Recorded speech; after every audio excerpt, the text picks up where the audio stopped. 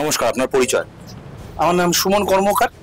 আমি যাদবপুর সাংগঠনিক জেলা ভারতীয় জনতা পার্টির যাদবপুর 1 নম্বর মণ্ডলের ভারতীয় জনতা পার্টির সভাপতি।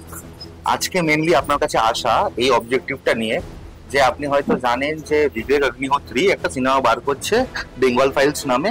5 সেপ্টেম্বর রিলিজ আছে, প্যান ইন্ডিয়া রিলিজ আছে, কিন্তু ওয়েস্ট বেঙ্গলে কিছু ঝামেলা হচ্ছে রিলিজ নিয়ে।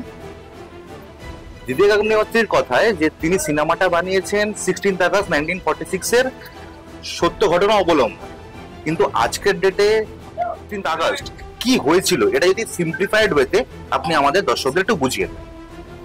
দেখুন, 1946 সাল 16ই আগস্ট যে পশ্চিমবাংলার মানুষের কাছে একটি কলঙ্কিত দিন, সে বিষয়ে পশ্চিমবাংলার আজকের দিনে তৎকালীন যারা আমাদের এখন বসবাস করছে মানুষের, সেগুলো তাদের কাছে এগুলো অন্ধকারে আছে, তারা এসব বিষয় নিয়ে কিছু জানে না।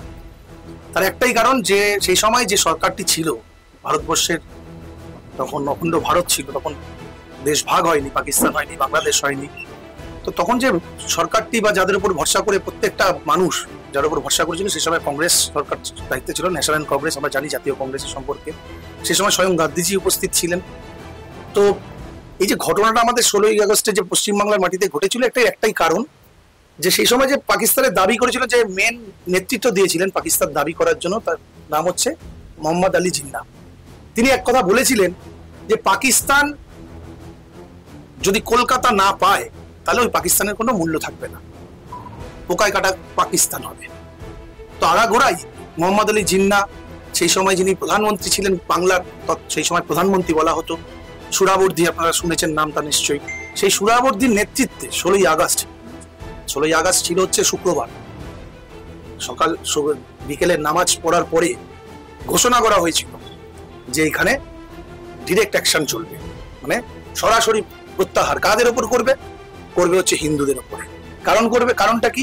কারণ আমরা জানি যে মুসলমান সম্প্রদায়রা তারা বিশ্বাস করে, যারা মূর্তি পুজো করে তাদেরকে কাফের বলে মনে করে, এবং মূর্তি পুজো আমাদের সংস্কারের মধ্যে পড়ে, হিন্দু সনাতনের সংস্কার সংস্কৃতির মধ্যে মূর্তি পুজো আছে। তো আমাদের আগাগোড়াই মূর্তি পুজো হয়ে এসেছে। আমরা সব ধরনের দেবতাকে কোনো বস্তুর মধ্যে আকার দিয়েছি। আমরা গাছের পুজো করি, আমরা পাহাড়ের পুজো করি, আমরা সূর্য দেবতার পুজো করি, চাঁদ, সবাইকেই আমরা ভগবানের দেবতার রূপে দেখেছি। তো সেরকম ভাবেই আমরা যেহেতু কাফের ওদের নজরে, তো সেই দিন ওই নামাজের পরে ঘোষণা হলো প্রত্যেকটা মসজিদে যে এখন আমাদের ডাইরেক্ট অ্যাকশন করতে হবে। সেই 16ই আগস্ট ডাইরেক্ট অ্যাকশন হয়েছিল। আমরা দেখেছি, সেই ইতিহাস পড়েছি, যেই সময় কিছু লোকের, যারা ওই সময় উপস্থিত ছিল, যারা একদম প্রত্যক্ষদর্শী কিছু মানুষের সঙ্গে আমার মানে সৌভাগ্য হয়েছিল তাকে জানার, সেই সময় ঘটনা আমি শুনেছি তাদের মুখে ঘটনা। তো শুধু হত্যা নয়, কলকাতায় মানে হত্যা লীলা চলেছে, এটা তো চলেছি, তার সাথে সাথে যেটা নরকীয় অত্যাচার চলেছে, ধর্ষণ, প্রচুর মহিলাদের ধর্ষণ করা হয়েছে। শুধু ধর্ষণ নয়, ধর্ষণ করে তাদেরকে খুন করা হয়েছে।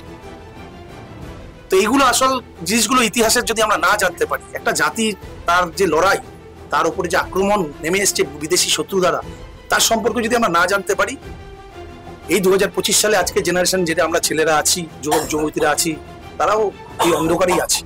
আমার পূর্বপুরুষের যে লড়াই ছিল, হয়তো আমরা এখানে যারা বসবাস করেছিলাম সেই সময় 1946 সালে আমাদের যারা পূর্বপুরুষেরা ছিল, তারাও হয়তো এর মধ্যে প্রতিবাদে হয়তো সামিল হয়েছিল, তার খবর আমরা জানতে পারিনি। শুধু একটাই কারণে, এই ইতিহাসটাকে আমাদের সামনে আনা হয়নি বলে। তো এর এক নরকীয় ঘটনা, এই 46 সালে টোটালটাই একটি পরিকল্পিত ছিল যে আমাদের ভারতবর্ষকে আমাদের হাতে নিতে হবে, কলকাতাকে আমাদের হাতে নিতে হবে। আমরা এটাও জানি যে পশ্চিমবাংলার যে ইতিহাস, সেই পশ্চিমবাংলার ইতিহাস নিয়েও অনেক লড়াই হয়েছিল। আমরা শ্যামাপ্রসাদ মুখার্জির কথা শুনেছি সবাই, কিন্তু শ্যামাপ্রসাদের অবদানটা কি প্রত্যেকে আমরা জানি। বাংলার বাঘ আশুতোষ মুখোপাধ্যায়ের ছেলে শ্যামাপ্রসাদ মুখার্জি ছিলেন হচ্ছে সবচেয়ে কনিষ্ঠতম চ্যান্সেলর আমাদের ক্যালকাটা ইউনিভার্সিটি। তার সম্পর্কে এইরকম ভাবে জানি, শিক্ষাবিদ হিসাবে জানি, কিন্তু তার রাজনৈতিক প্রেক্ষাপট, তার পশ্চিমবাংলার হিন্দুদের জন্য তার কি অবদান ছিল, সেই সম্পর্কে কিন্তু রাজনৈতিক দল হিসেবে ভারতীয় জনতা পার্টি বলতে পারে আলাদা জিনিস, কিন্তু আজকে তার ইতিহাস কিন্তু প্রত্যেকটা মানুষের জানা উচিত। আমাদের যে পাঠ্যপুস্তক আছে, ইতিহাসের বই আছে, ক্লাস 5 থেকে আমাদের 10 অথবা উচ্চ মাধ্যমিকে অথবা হিস্ট্রির মধ্যে এই শ্যামাপ্রসাদের বিষয় রাখা উচিত। তাহলে শ্যামাপ্রসাদ এর অবদান জানা যাবে এবং এই পশ্চিমবাংলার সৃষ্টি কিভাবে হলো, কোথা থেকে হলো। কারণ আমরা এটাও শুনেছিলাম যে পশ্চিমবাংলার একটি অংশ সেটা বাংলাদেশের আন্ডারে চলে যাওয়া, পাকিস্তানের আন্ডারে চলে যাওয়ার কথা ছিল, যে অঞ্চলগুলিতে সংখ্যালঘু মানে মুসলমানরা বেশি সম্প্রদায় আছে, মানে মুসলমানের সংখ্যা বেশি আছে, সেই অঞ্চলগুলোকে তারা ওইদিকে নিয়ে নেবে। সেটাকেও লড়াই করে বাংলাকে ভাগ করে এই পশ্চিমবাংলাকে পূর্ব পাকিস্তানের হাত থেকে বাঁচিয়ে নিয়ে আসার পেছনেও কিন্তু এই পশ্চিমবাংলায় কলকাতারই একজন অবদান ছিল, তিনি শ্যামাপ্রসাদ মুখার্জি। এই 1946 সালে যখন এই ঘটনা ঘটে তখন কিন্তু শ্যামাপ্রসাদ মুখার্জি চুপ করে বসে থাকে। যেই সময় বিশিষ্ট লোকেরা ছিলেন তারা কিন্তু শ্যামাপ্রসাদ মুখার্জিকে সেই সময় নেতৃত্ব হিসেবে বেছে নিয়েছিলেন যে আপনি নেতৃত্ব দিন। সেই সময় শ্যামাপ্রসাদ মুখার্জি কংগ্রেসের সঙ্গে ছিলেন, তারপরে কংগ্রেস থেকে বেরিয়ে গিয়ে তিনি কৃষক প্রজা দলের সঙ্গে গিয়ে জোট করে, আমরা শুনেছি হয়তো হক শ্যামা বলে একটি সরকার গঠন হয়েছিল সেই সময়, সেই হক শ্যামাকে নিয়ে এই রাজ্য চালানোর জন্য করেছিল। কিন্তু কংগ্রেসের বিরোধিতা শত্রুতার জন্য সেই সময় মুসলিম লীগ ক্ষমতায় এসে গেল এই কলকাতা পশ্চিমবাংলার মাটিতে।